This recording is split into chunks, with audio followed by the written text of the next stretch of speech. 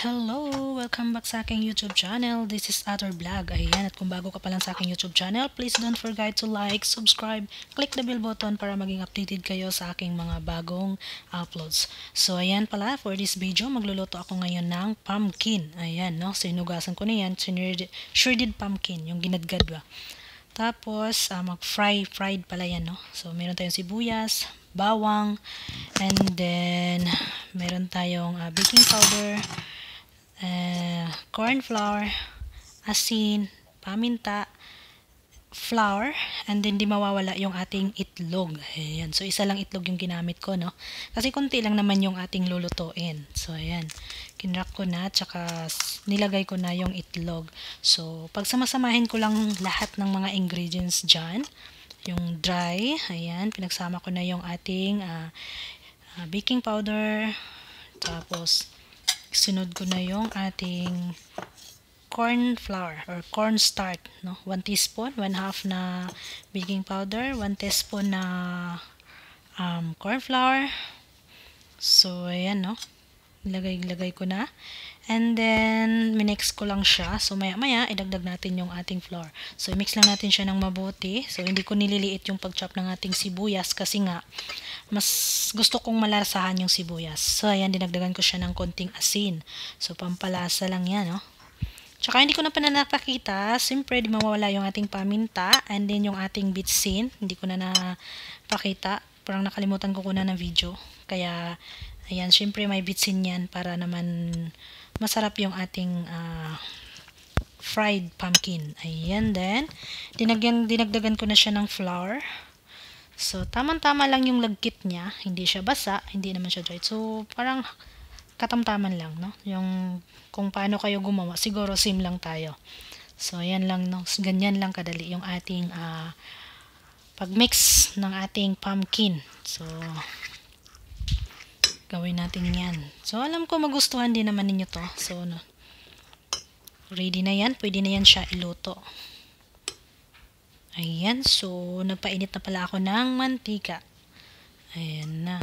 So, olive yung ginamit natin. Kasi olive naman kadalasan yung meron dito.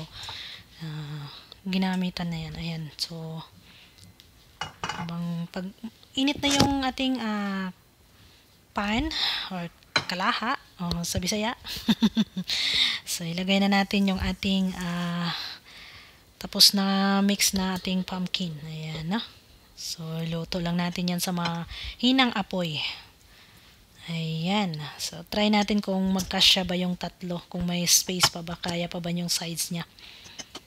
So, ayan. Dagdagan natin ng isa pa. Kasya-kasya pala yung tatlo. So, ayan na.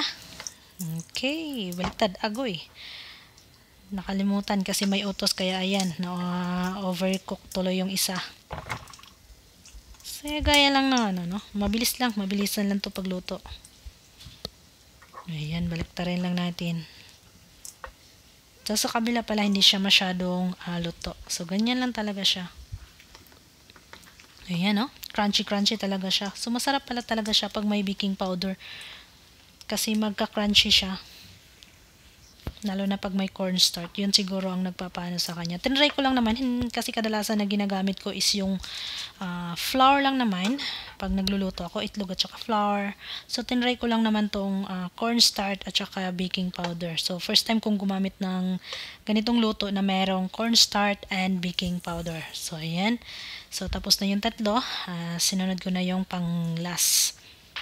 Kasya pa yun sa dalawa. So, ayan o. Konti lang kasi sa atin lang naman. Tapos, magbigay din naman ako dun sa kasama ko. So, ayan yung itsura niya. Ganyan lang. Tama lang. So, ayan. Yan yung sobra. Baliktarin lang natin. And then, pag naging okay na, separate na natin. And then, nasa sa inyo na kung anong sauce ang pwede nyong, kung anong sauce ang gusto nyong isawsaw dyan. Kadalasan na ginagawa namin is cucumber, sibuyas, kamatis. Yun ang kadalasan namin ginagamit na pangsawsawan dyan.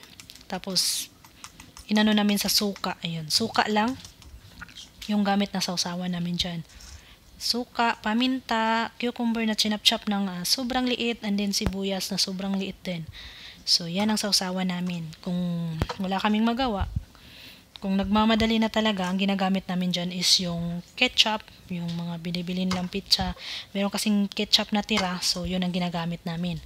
So, nasa sa inyo na pa rin kung anong gusto nyong i-sauce dyan sa usawan. Okay, ayan.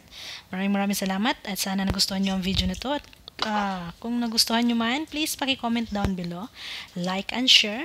Syempre, huwag kalimutang mag-subscribe sa ating YouTube channel, Ator Vlog, and para paki-click na din ang ating notification bell para maging updated kayo sa aking mga bagong uploads. Thank you. Bye-bye.